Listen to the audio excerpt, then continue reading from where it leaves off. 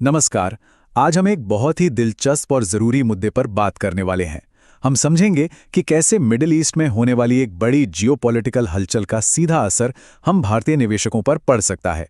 तो चलिए इसे परत दर परत समझते हैं। तो ये सिर्फ कोई मामूली बयान नहीं है। नहीं, ये एक सीधी सीधी असरदार धमकी है जो इस पूरे विश्लेषण की नींव रखती है। इससे आप तनाव के लेवल का अंदाजा लगा सकते हैं। तो आज हम क्या क्या देखने वाले हैं? सबसे पहले समझेंगे कि ये खतरा आया कहां से। फिर देखेंगे कि ये पूरी दुनिया के लिए इतना अहम क्यों है। इसके बाद इसका भारत पर क्या असर होगा, बाजार पर क्या दबाव बनेगा, और हाँ, सबसे आखिर में एक निवेशक के तौर पर हमें किन बातों का ध्यान रखना चाहिए। तो जैसा कि मैंने कहा, ये सिर्फ धमकियों का खेल नहीं था। असल में अमेरिका ने एक बहुत बड़ा सैन्य कदम उठा लिया जो सीधे सीधे ईरान की आर्थिक जीवन रेखा, मतलब उसकी इकोनॉमी की रीढ़ पर हमला करता है। निशाना बनाया गया ईरान के खार्ग द्वीप को।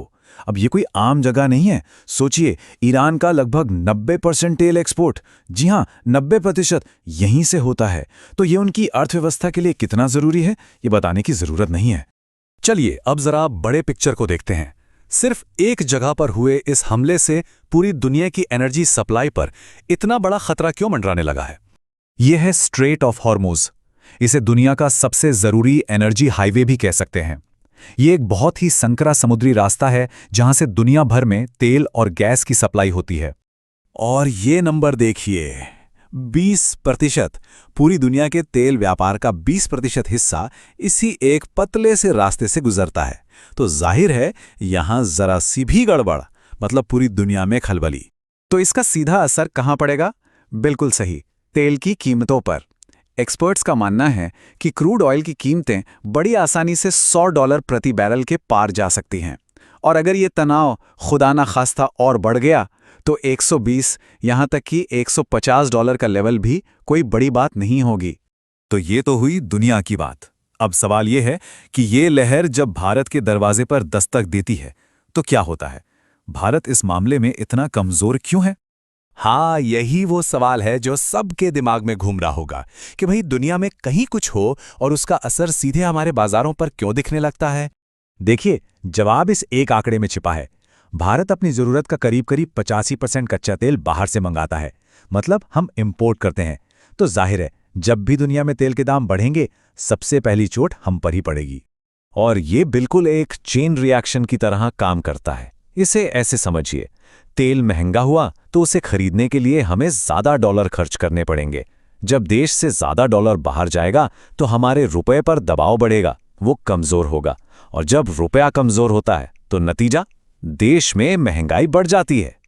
ठीक है, तो महंगाई बढ़ेगी ये तो समझ आ गया, लेकिन इसका सीधा असर शेयर बाजार और हमारे निवेश पर कैसे पड़ता है, चलिए अब उस पर फोकस करते हैं। तो कुछ सेक्टर्स हैं जिन पर इसका सीधा सीधा और नेगेटिव असर पड़ सकता है, जैसे कि ऑयल मार्केटिंग कंपनियां, जाहिर है उनके लिए कच्चा तेल खरीदना महंगा हो जाएगा।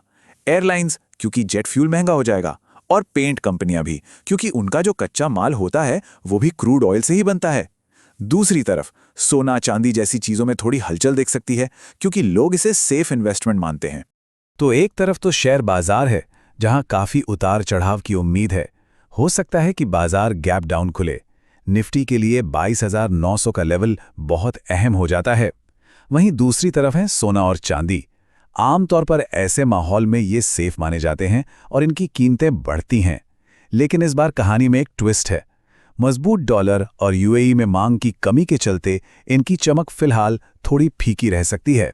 तो अब आते हैं सबसे अहम सवाल पर। इस पूरे माहौल में एक इन्वेस्टर को क्या करना चाहिए?